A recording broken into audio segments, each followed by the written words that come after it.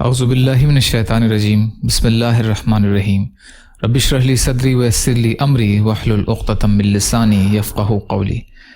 2 جمادی الثانی اسلامی تاریخ، صلح حدیبیہ کے موقع پر مشرکین نے اندازہ لگا لیا تھا کہ محمد صلی اللہ علیہ وسلم اپنے جانثار صحابہ کے جذبات اور عمرے کی خواہش کو پورا کیے بغیر نہیں رہ سکتے، اس لیے انہوں نے مسلمانوں کے ساتھ امن اور معاہدے کی گفتگو کے لیے سہیل بن عمرو کو قاصد بنا کر بھیجا۔ بالآخر گفتگو کے بعد دونوں فریق 10 سال تک چند شرطوں پر صلح کرنے پر راضی ہو گئے۔ پہلا، مسلمان اس سال عمرہ ادا کیے بغیر مدینہ واپس چلے جائیں۔ دوسرا، مسلمان اگلے سال عمرہ ادا کریں گے لیکن مکہ میں 3 دن سے زیادہ نہیں ٹھہریں گے۔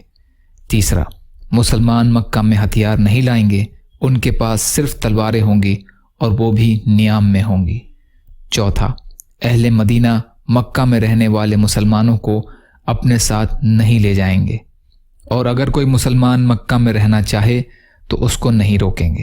پانچواں، اہل مکہ میں سے کوئی مدینہ چلا جائے تو مسلمان اسے واپس کریں گے، لیکن اگر کوئی مسلمان مکہ واپس آ جائے گا تو مشرکین اسے واپس نہیں کریں گے۔ چھٹا، 10 سال تک فریقین میں لڑائی بند رہے گی۔ ساتواں، عرب قبائل کو کسی بھی فریق کے ساتھ معاہدہ کرنے کا اختیار ہوگا۔ اس طرح مسلمانوں نے دب کر صلح کی۔ حضور صلی اللہ علیہ وسلم کا معجزہ، کنویں سے مشک کی خوشبو آنا۔ رسول اللہ صلی اللہ علیہ وسلم کے پاس ایک ڈول میں پانی لایا گیا، آپ صلی اللہ علیہ وسلم نے اس میں سے پیا، پھر کنویں میں کلی کر دی، جس کے بعد کنویں سے مشک جیسی خوشبو آنے لگی۔ بیہقی فی دلائل النبوہ کی حدیث۔ ایک فرض کے بارے میں، بیوی کے ساتھ اچھا سلوک کرنا۔ قرآن میں اللہ تعالیٰ فرماتا ہے، عورتوں کے ساتھ حسن سلوک سے زندگی بسر کرو۔ سورہ نساء کی آیت کا ترجمہ۔ فائدہ، اپنی بیوی کے ساتھ اچھائی کا معاملہ کرنا اور اچھے سلوک سے زندگی گزارنا ضروری ہے۔ ایک سنت کے بارے میں، ظالموں سے حفاظت کی دعا۔ دشمنان اسلام کی جانب سے جب مشکلات اور پریشانیاں کا سامنا ہو تو اس وقت اس دعا کا اہتمام کرنا چاہیے۔ رب نجنی من القوم الظالمین، رب نجنی من القوم الظالمین، اے پروردگار ہمیں ظالم قوم سے نجات عطا فرما۔ سورہ قصص کی آیت کا ترجمہ۔ ایک اہم عمل کی فضیلت، اللہ کے خوف سے رونا۔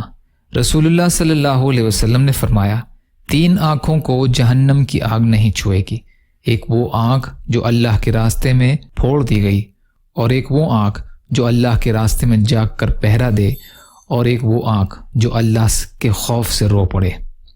مستدرک کی روایت ہے، ابو ہریرہ رضی اللہ عنہ راوی ہیں۔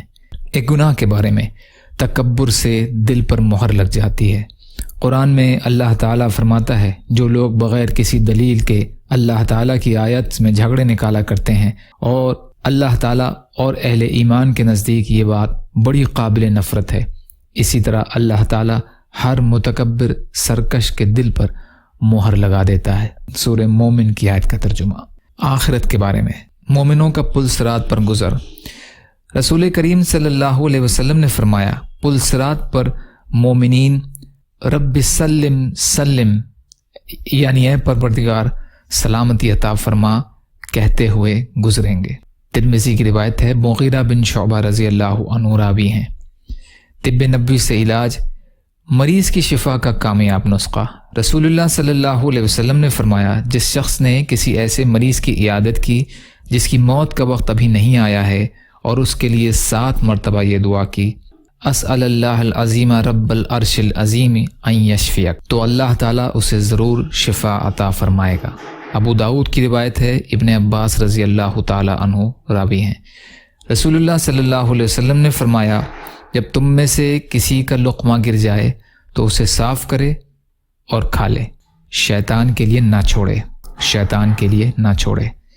مسلم شریف کی روایت ہے، جابر رضی اللہ عنہ راوی ہیں۔ یا اللہ ہم سب کو کہنے سننے سے زیادہ عمل کی توفیق عطا فرما۔